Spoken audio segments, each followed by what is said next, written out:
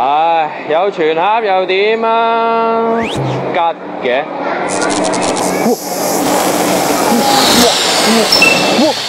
子瑩 BB。Hello， 素文，你唔擔心喎，我已經幫你安排咗人幫你裝飾呢個全盒㗎啦。真係㗎？跟我嚟啊！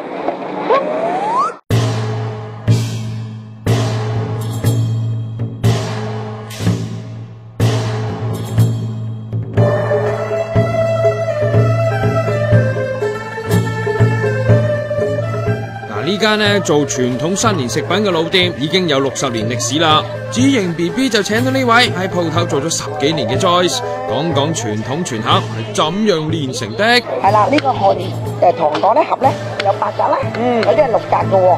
點解咧？紅色多數都係主要嘅紅色啦。係啦，靚啊嘛。係咯，我見過真係呢度直情係好靚，我叫金色嘅喎。金玉滿堂咯。我見到喺呢度有好多嘢食喎。係啊。係咪就係擺落去嘅咧？係啊，擺上嚟呢個位置啦。咁我睇下有啲咩特別嘅咧？買咗咩咧？有個糖蓮子先，好靚㗎，試下先咧。多謝。Joyce 話咧係寓意連生貴子喎，咁啊子瑩食多幾粒咯噃。嗱，第二樣咧就係糖薑，傳統叫子孫薑，上山 BB 教佢啦。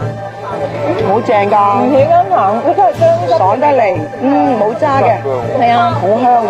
慢慢食落去嘅時候，佢開始薑嘅辣味就慢慢滲透出嚟。嗱 Joyce 又話全盒一定唔少得年年有餘嘅糖蓮藕，東成西就嘅糖冬瓜，仲有呢一樣。搲多啲銀就叫瓜子啦，係啦，係啦，佢咁樣樣。係啦，要嘅冇。我知呢個係糖金桔，又好食啦，又潤喉啦，係啊，又大吉大利咯喎，非常可以頭西廚。睇下子瑩 BB 幾開心。再放埋角仔就 perfect 詞啦。點解咧？好遠跌落嚟啲錢形狀啊，好緊要，明唔明白？係啊。不過唔好食太多噃，熱氣啊嘛。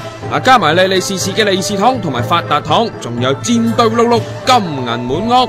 封多2封利是，子瑩 BB 親手擺嘅全盒就大功告成啦，很想要吧？